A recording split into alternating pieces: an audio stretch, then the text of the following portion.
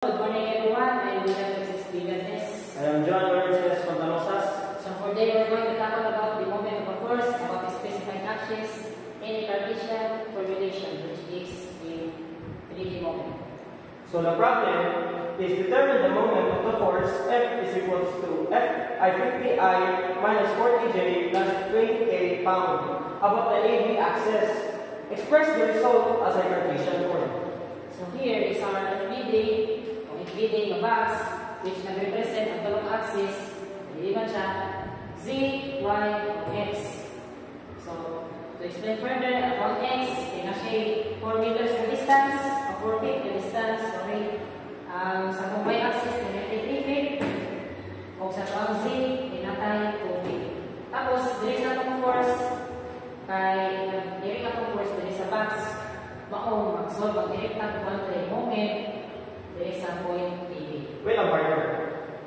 Ano mag-moment na sa AB? Ay, question partner. So, ano mag-direct ka sa kuwan sa moment na AB? Mag-moment na tayo, ano ba? Mag-moment na dali sa kuwan sa mag-moment na tayo dali sa X o Y o plane. Ano? Kaya mura na yung kuwan. Mura na yung moment na to. Na, ano yung sa moment? Siya. Ay natin manaw sa itong moment, which is clockwise. Dito na yung force, dito na yung moment na solve tagpuan point sa AB. X o Y naman yung mga libo. Yan siya, dimension. Box na siya. So ang box, kung di pa dito, force, mga na box, which is ang X o Y or plane right now. Ano mo na yung Z eh? Wala man, hindi mo siya makakuha. Hindi mo makikita ng vertical na distance sa box. Ang X o Y naman. Ano siya? Then to, paano? To explain further, ang mga solutions, which is force na to na ang una to bottom, yung mag-kuhan sa given, which is ang force na to na ang sa kuhan, given, Problem. PI negative 40J plus 20K. Siya, X-axis, Y, o Z. Tapos, kung naman nato yung point A, point B, o point C. So sa yung point A, So sa bang point A, sila yung nakapagal sa to, 4I plus 0J plus 0K. Anong kuwan naman? 4I naman. Ay, nakawala ko sa itong point A, sa 4 feet naman yung distance, more may nasa yung plane. Nabi siya sa kuwan sa X-axis, yung sa naka-igda. Kung ano na 4I. Same as point B, which is 0I plus 3J plus 0K. Na siya 3J kay more may kuwan na kung siya yung distance sa Y-axis na sa point B. Nakalayo ng point B sa Y-axis, kung 3 feet lang. Then, sa point C na to, nalay 4I plus 0J plus 0K. Ano man? Kay kani, diri sa ako to, diri to point C. Dito point C. Mo ni siya ato ang Z. O ni siya ato ang X-axis. Makakapay ng X-axis, eh, diri na siya, diri na point C. Makakapay na nagdira sa force, which is kani, X-axis, and Z-axis, which is ang 2 feet, ang 4 feet. Maunay 4I and 2K sa to. so after makuha ang point A, point B, point C, kung natin tayo given na force, moderate sa lenta sa pag-solve sa moment. So ang formula niya sa itong moment is M is equals to R times F. So partner, gano'n kailangan ba natin yung formula? Gano'n kailangan natin ang basihan? Question partner, no? So, sa itong Cartesian formulation, natin yung formula na dapat gamiton, which is, focus moment, M is equals to R times F, which is ang position vector niya times the force. Maong, kinala yan, nakadirekta yung equation, which is union AB times RAC times F. Tapos, meron tayo yung AB o REC, no, na wala pa na sa lahatag. So, anon pa na sa kaluwag. So, atong buhaton is atong nag-resolve. So So, para makuha na ito, ang UAB, union AB is equals to point AB divided by magnitude of AB. So, unahan sa natin pagkuha ang point AB. So, saan ang pagkuha sa point AB? Very simple lang kaya siya. Ang buhatan is point AB is equals to B minus A. So, ato ang A minus sila. First, copy na ito ang point B. So, sa point B, natay 0i plus 3j plus 2k. Minus, sabihan natin ang point A, 4i plus 0j plus 0k. After anak, kaya natin siya resolve. So, ang point AB is equals to negative 4i plus 3j plus 0k. After anak, madalit sila na sa pag-solve sa yung magnitude AB. So, pagkuha sa magnitude AB, ang formula sa magnitude AB is equals to square root of x squared plus y squared plus z squared. So, nalaman tayo, di ba, x, y, and z. Ibutan na din natin siya, dali.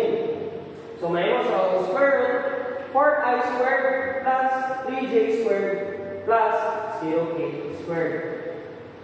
Tapos, after nakuha na natin ang yan, magnitude AB, which is 5. Then, nakuha naman natin sila, ibutan na natin itong sila sa equation.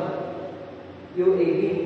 Pagbutan na ito, then sila natin makuha ang negative 0.8i plus 0.6j plus 0k. Para di mo malibog kay isa-isawa na ito sila o divide. After anak, then sila po din sa pagkuha. Sa ito ang REC, which is dali ang pagkaya na ito mag-UAB. Ang tumawatong lang is point AC. So, C minus A. Kaya sa gawa na ito, ikabi na po ang C minus A. After na makuha na po ang 0i plus 0j plus 2k. Then, nakuha naman natin ang known ay ang mga unknown when nalagay sa sakong pagkuha sa natin. Partner?